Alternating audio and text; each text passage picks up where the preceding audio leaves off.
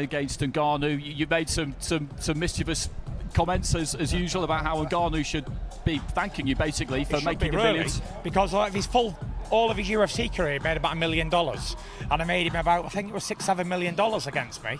So he should be thanking me really. Instead, I've had to tell him off in front of a load of people, yeah, because he's having a lot to say on camera after I give him his biggest payday about $1 million times, yeah.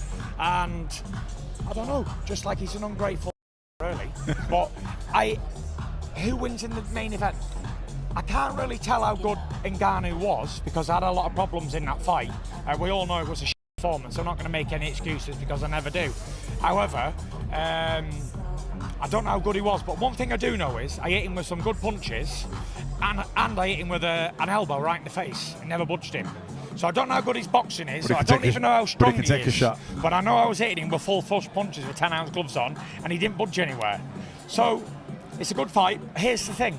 I was with Turkey last night actually and was talking about it, and he said the winner of this fight is going to get the winner of you and Usyk.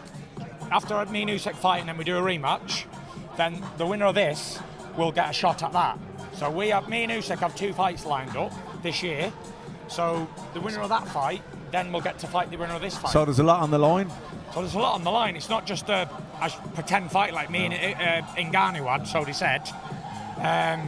There's a lot on the line. And I think when you're like a world heavyweight contender or whatever he is these days, there's a lot of risk for AJ, not really much reward other than money, which he's already got plenty of. Yeah. So the thing is you don't really, excuse me French, because if you go in there and blow him away, they say, oh, it's only an MMA fight, we should have done that. So there is pressure. Yeah, and if he doesn't, then they're going to say, well, he's shit. So there's no winning really, is there? No. There's a lot of moving parts as well. Yeah. Tonight it should have been AJ and Wilder up there. Wilder lost to Parker. So now again, so you don't know exactly how it'll turn out. AJ wins on Friday. Then it's the case of AJ's either finally getting in with you, or finally getting in with Usyk again. Well, it's been busted by Usyk a couple of times already. We all saw that fight. It wasn't even really. It was one of them things where he just doesn't have the guy's number. Leave him to me. The little southpaw man, I'll slay him, no problem. Twice if he wants it. Leave him to the GK. And then we can get the Battle of Britain on, providing he gets past this big fella. Which is not a formality, because he's a big man, he can punch, and he's a strong big man. That's why it's an interesting fight, isn't it? Knockout Chaos is definitely a great name. So how do you think Ngannou will go about it? Because we were surprised by how composed he was in the ring with you, but do you think he might be more aggressive and really go at Joshua, given that, you know, people feel like there might be a weakness in the chin, and Ngannou definitely feels that? I don't know, you know. Listen, the man's been a world heavyweight champion, and you don't get that if you've got a glass chin, you know what I mean? You can't, anything, listen, we're rivals, so I can talk about him all I want, so he can do the same about me. But all them can't. Because they don't get fighting, they ain't champions, so they don't have the right to do it.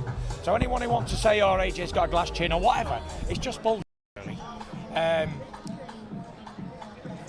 All heavyweights can knock the other one out. We've seen that many, many times. No one's got a granite chin. Anyone gets hit the ones who says they got a granite chin haven't been punched properly.